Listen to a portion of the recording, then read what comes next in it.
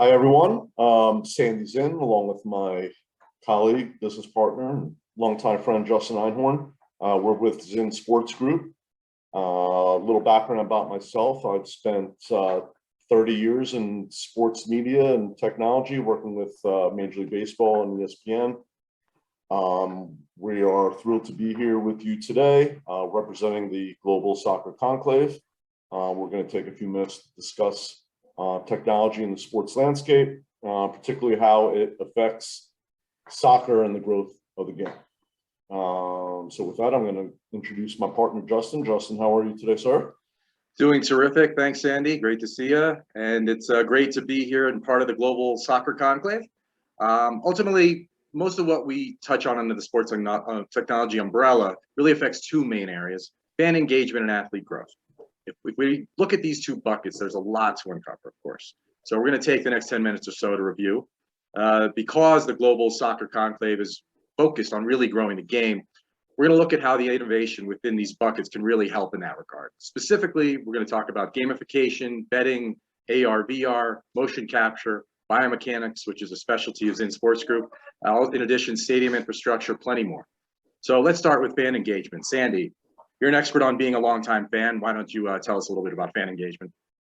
Very true. I'm a fan of many teams, some good, some bad. Fan engagement is very much a buzz term these days, but it's critical really to understand how to engage with the fans. In 2021, you need to understand the second screen experience especially. So this phone is critical to you.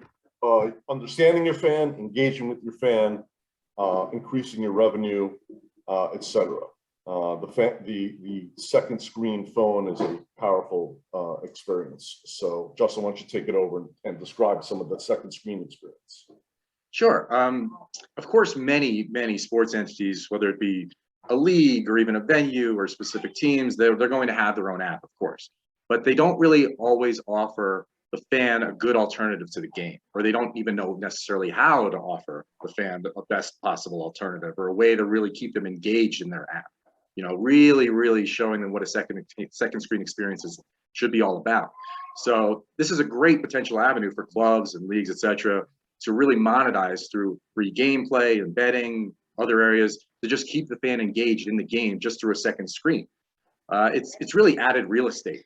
And the clubs, yes, they have that added real estate simply by having an app. But at the same time, if you're only selling tickets and have photos from last week's game, people aren't really necessarily going to be engaged. They're not going to necessarily spend much time on that app. It's going to be hard to build sponsorship revenue, right? But you can use that real estate to attract sponsors. That should be the point. You can offer rewards to your fans. You can build a loyalty program. You can use cryptocurrency, tons more, of course. We've seen an audience increase with this approach, and we think the second screen experience is only going to continue to evolve, which should go without saying. It's just amazing that we're this far along in the process of the second screen experience and how much it's blown up, but how little so many teams and leagues and venues have really used it to full effect. Another big area of fan engagement, of course, is through augmented reality. Sandy's more of an expert in augmented reality, so I'll throw it back to you. Thanks, Justin. Yeah, augmented reality, AR, is really one of the elite second screen experiences. Really, I think the ability to engage the fans with things like e-commerce, stadium tours, athlete images, seeing the athlete up close and personal. These are the things that really engage the fan, and again, keep them on their phone while they're watching the game, buying gear, buying the favorite team's paraphernalia, buying tickets. You know, it's a very powerful way to engage with the fan, and that's really what it's all about when it comes from clubs and really monetizing this part of the industry. So I think AR, virtual reality, also is something that has been bandied about for many years and has its pros and cons. People still don't want to put a big headgear on their face, whereas just using your phone is a lot easier. There's also mixed reality, Justin, and we've seen that some in our American football stadiums. Really amazing technology that engages large fan bases on site, which has been a challenge, obviously, through the pandemic. So those are some areas, AR, VR, MR, that are really, they're here to stay and will evolve, particularly in that second screen experience. Proper connectivity, though, always important. That's something we always have to keep in mind. And we run into those kinds of issues ourselves with, some startups, and they're not always checking to make sure. Not every venue is up to par when it comes to Wi-Fi, et cetera, right? So it's always something to keep in mind with these kinds of technologies, because there is so much cool stuff available now. I mean, I know I can walk to the, I live in the Arizona and Phoenix, and obviously the Suns just made the finals. And when I can go to the arena and I can get my picture taken to what seems like a real life Chris Paul, I mean, that's pretty cool stuff. But we got to make sure that connectivity is working, right? Yeah, and for the larger clubs and leagues with the big budgets, 5G is going to play an enormous part of what they do, particularly in the stadium, but also that low latency allows you to get certain camera angles, live shots, cameras on athletes. So there's an incredible amount of technology that can be used if your infrastructure is set properly. So those, there are other ways to engage with the fans. Those are some areas we think are not only popular now, but will, as I said, continue to evolve. There's another big area, Justin, that we both work in, and that's player tracking. Right. I mean, and that's another way to engage fans. But even though you're also really serving the athletes and the teams themselves with these player tracking technologies, obviously they've become so much more common, as you were alluded to. They allow for these kind of player metrics and these new large sets of data points, and even broadcast graphics that help with team strategy. These things just not only can help out in the betting space, but you think about helping the player performance with load management, with injury prevention, so many different ways. Player tracking technologies can engage fans, can help teams, so many different ways. So all of these technologies are booming right now, but it's of course important to be focused in the right areas. Sandy was fortunate enough to work in that space with Major League Baseball. You want to talk to us a little bit about that? Yeah, I was lucky enough to be kind of at the forefront of all the player tracking and ball tracking. So to be able to follow it from its inception and evolve with it has been really exciting, and to see all the different competitors come out and try to beat each other has been great. And it's something that's being used in soccer, particularly for all the UEFA matches, a lot of the bigger leagues. They're using a lot of the player tracking. Not only for fan engagement, right? It's beautiful on broadcast, the player metrics, fans get into that. But also there's a way to evaluate the athletes and improve the athletes, and team strategy. Soccer is a big one, and seeing the formations and how clubs are reacting to certain formations. So that technology is slimming down. We've gone from huge optical tracking infrastructure installments, and we're getting a little slimmer now, but that way to track the athlete really transcends the fan engagement into the athlete growth, and has tremendous possibilities really for any league across the world. And the motion capture technology has just blown up, right? I mean, it used to be all wearables, and it could be something where it was 100 wearables in a sensor system, which can be a little restrained, kind of can restrain the athlete a little bit. But with the motion capture technology, with the video cameras, and sometimes it's just a 12 camera system or even less. I mean, then you can do so much more, and it can be something where the athlete doesn't even have to know it's happening or feel anything. So it's grown so much that way. It's really cool. So, but also part of the athlete development, to grow a sport. It's really just so early on, Sandy. It's really just in the youth stages, and Sandy doesn't know too much about being youthful anymore, but I'll let you talk about the athlete development a little bit. Justin and I do bring the gray hair to our partnerships. Yeah, particularly in baseball, which was my bread and butter. There's a lot of prep amateur baseball, and you want to see how you can introduce innovation and technology to help those kids progress. And so there's a lot of that can also be used for any sport, soccer in particular. Remote instruction is a big one, particularly, again, you go through a pandemic where it's been harder to get into groups, into coaching, instruction. And there are more and more apps and entities out there every day that offer a remote instruction service. And that's something that we see athletes doing a lot. You know, their form, their endurance, you know, how to play on a team, nutrition. There's so many different things that go into instruction, and a lot of that has been done remotely lately.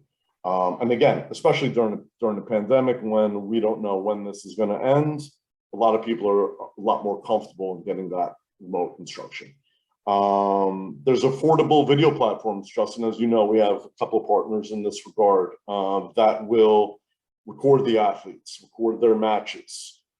This is good for not only instruction, but for recruiting. A lot of these athletes want to move on to collegiate or university athletics. And so it's an opportunity for them to use that, but also for the family to see them play. We talk about a pandemic and how hard it is for families to travel and watch their kids play.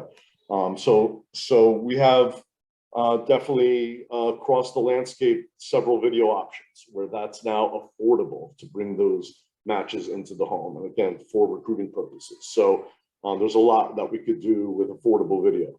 I love the evolution, Sandy. I'm just going to chime in real quick. Yeah. One of my favorite parts about being within this business is the evolution of video solutions, allowing people of all ages, of all backgrounds, of all geographies, of wherever they are, to be able to have recruiting material. So they can have a shot to get a scholarship. So they have a shot to continue their playing careers. So their families in other parts of the country or even parts of the world can see what they're doing. Sandy and I are both former athletes with high school going back many, many years. And of course, this wasn't an option. Somebody would have to bring a very large video camera to the game. Even 10 years ago, frankly, this wasn't an inexpensive option. It wasn't affordable for an inner city kid to put a great highlight tape together so some college could see it. So unless the scout came there in person, they weren't able to get recruited. Unless the grandparent who lived, 1,000 miles away came there in person, they weren't going to see it. Now with all of these terrific low cost video solutions and services, oh man, it's just a whole new world that I'm just fascinated by, that I love working in. Yeah, and a lot of this is about socioeconomics, right? We talk about inner city kids all the time. Again, going back to baseball, how do we recruit the inner city kids and give them the opportunity to get noticed? And so a lot of what we do in sports technology, it's imperative that we make those really cost effective.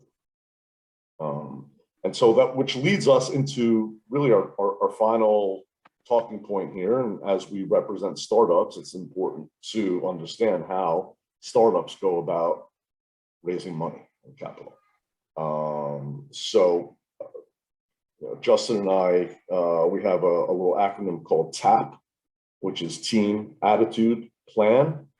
Anyone that invested in you wants to know that you have those things already. And so we try to impress that upon some of the startups that we're working with. Sandy has always talked about building relationships and treating people right, and trust and transparency, and we fully believe in those things. And those go into TAP, those go into attitude, those go into the team and planning. Of course, being able to show potential investors a revenue pipeline, of course, vitally important, no question about it. But that's very easy to do. You can have a $3 million valuation, no problem, right? And you can prove future revenue potentially, right? But if you're going in there with the team that isn't right, with the poor attitude, and with your plan doesn't look so great, and you don't have the right roadmap, there's a very good chance you're going to fail in trying to, reach the right venture capitalists or trying to reach the right investors, whether it be angel or otherwise. So team and attitude, there should be self-explanatory. We've always preached camaraderie and hustle. Sandy is all about hustle, whether it was his athletic career, his professional career, and just in life in general. They just go such a long way in sports and business. Sandy, you could talk about your background a little bit and how you've always just focused so heavily on hustle and everything that you do. Yeah, it's imperative to get ahead in anything in life is hustle. Making the effort, going the extra mile, whatever cliche you want to come up with. And so it's important as a startup to have that hustle mentality. The more people you meet and develop genuine relationships with, the better off you're going to be. And that's part of the hustle. And so, that will help you raise capital as well. as long as you take the proper steps. And we talk about, the plan. And when we talk about hustling, a part of the plan, doing the proper market research, having understanding of what the potential customers look like. That is vital. Having your financial model set. People want to see what your profit margin is going to look like. That's what it's all about. How those look like going into the future, and they want to see that you have a brand.